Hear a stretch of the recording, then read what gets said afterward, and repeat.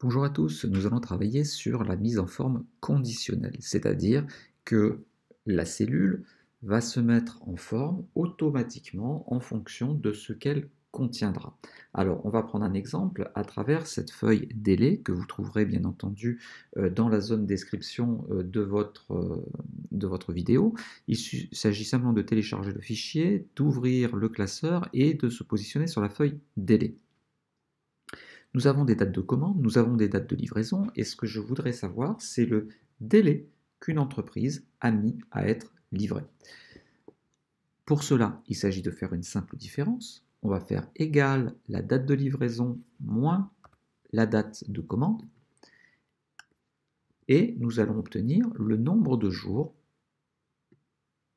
qu'une commande a mis à être livrée. Nous voyons que pour certaines commandes, c'est tout à fait raisonnable, 10 jours, et puis nous voyons pour d'autres, c'est quand même assez long, 373 jours. Donc ce que je voudrais, c'est qu'une mise en forme conditionnelle s'applique pour que toutes les commandes comprises entre 0 et 15 jours, celles qui ont mis entre 0 et 15 jours pour être livrées, s'écrivent simplement en bleu. Donc je vais sélectionner l'ensemble des cellules qui contient l'écart, c'est-à-dire le nombre de jours pour être livré, et on va aller sur le menu Accueil dans Mise en forme conditionnelle. En ouvrant, on a Règles de surlignage des cellules. On va dire entre 0 et 15, entre 0, donc on a la valeur de la cellule est comprise entre 0 et 15. Par défaut, il applique cette mise en forme-là. Il existe un ensemble de mises en forme prédéfinies, on peut les sélectionner, mais moi j'ai une mise en forme un peu particulière, je veux simplement que ça s'écrive en bleu. Donc on va aller dans Format personnalisé, et la police, la couleur d'écriture, on va la trouver ici dans Couleur, et on va demander à ce que ça s'écrive en bleu. Je vais vérifier remplissage, aucune couleur, donc c'est parfait, on peut faire OK.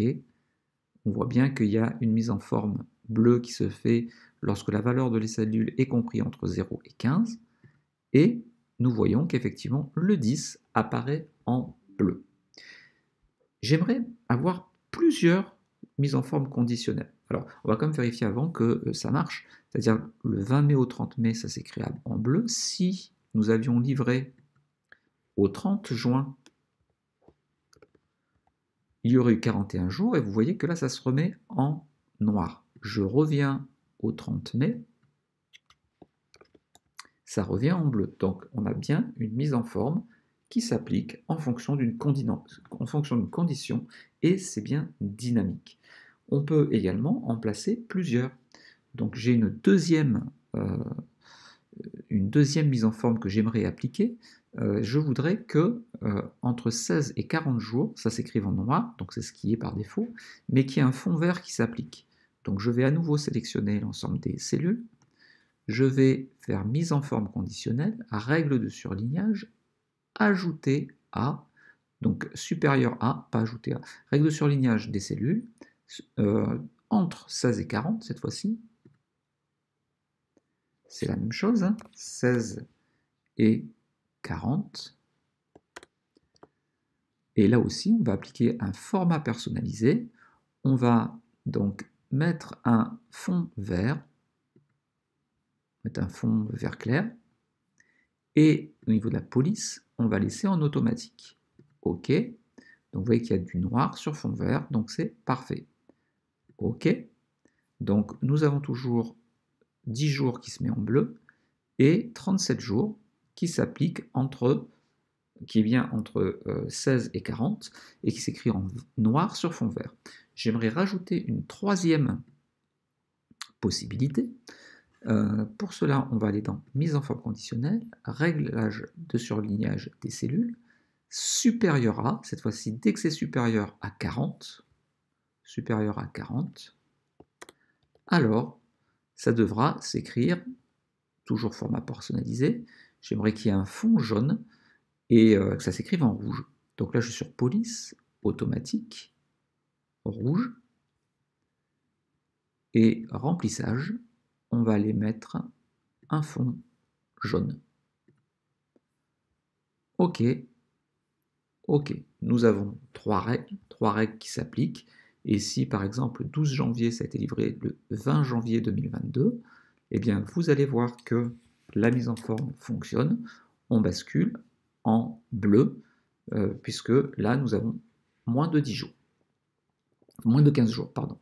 Donc là, cette mise en forme est vraiment dynamique et s'applique à la cellule que nous avons sélectionnée.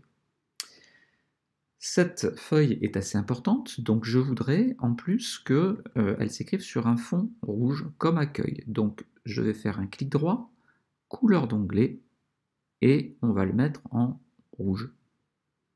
Et vous voyez que maintenant, j'ai bien délai qui s'écrit en rouge. On va rajouter un petit peu des marges. Ce document, j'aimerais qu'il y ait une marge haute et basse de 4 cm, gauche et droite de 3 cm. Donc on va aller dans Mise en page, on va mettre des marges, que je vais définir moi-même. Donc on a dit haut et bas de 4 cm. Je préfère mettre cm parce que là, comme ils ont précisé pouces, j'ai peur que ce ne soit pas très bien reconnu et qu'ils comptent en pouces. Mais bon, vous auriez pu essayer de mettre juste 3, hein, peut-être que ça fonctionnerait. Donc nous avons 4 cm en haut et en bas, et à gauche et à droite, 3 cm.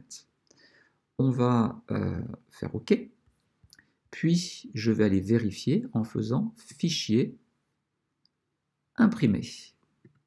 En faisant Fichier, Imprimer, nous allons avoir un aperçu. Vous voyez que la marge haute est plus large que la marge gauche. Donc là, on a bien 4 cm et là, on a 3 cm. On va faire Annuler. Et maintenant, je voudrais que la page, au lieu d'être orientée verticalement, elle soit orientée horizontalement. Donc dans Orientation, nous allons choisir le mode Paysage. Je vais à nouveau aller dans Fichier, Imprimer, pour vérifier que cette nouvelle orientation s'est appliquée, et nous avons bien le document qui s'applique comme ça. Nous pourrions également demander à ce que le tableau se centre. Donc on va aller dans Mise en page, toujours dans Marge, et là on va simplement aller sur Marge toujours, et on va demander centrer sur la page horizontalement et verticalement. OK, et à nouveau Fichier, Imprimer, pour voir si le centrage s'est effectué. Effectivement, nous avons notre tableau qui se trouve bien au milieu.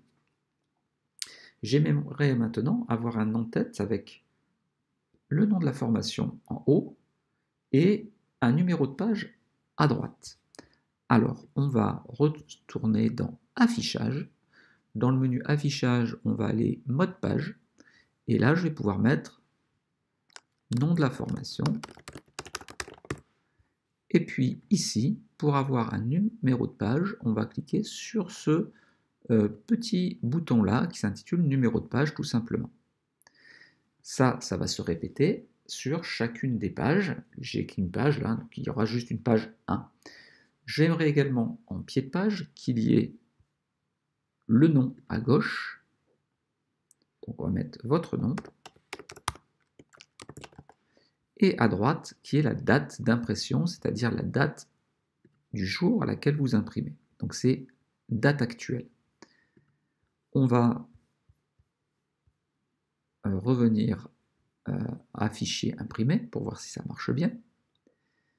Fichier, on ne peut pas faire imprimer, donc je vais revenir dans Affichage normal.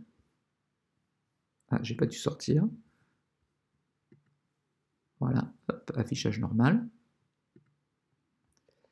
Fichier imprimé maintenant. Voilà, donc nous avons bien notre en-tête. Là, il y a le numéro de la page.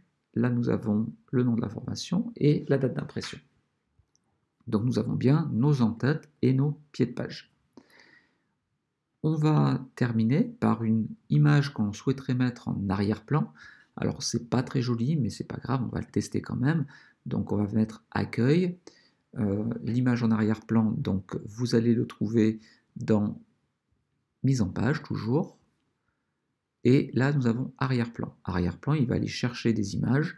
Alors je ne sais pas si on a des images ici. Alors on a les images, je vais mettre le logo d'AMU, donc ça sera vraiment horrible. Donc je vais mettre le retard de livraison, insérer, et donc vous voyez, nous avons ici euh, l'image qui se répète à l'infini. C'est pas très joli, alors il faudrait avoir des images très pastel, etc.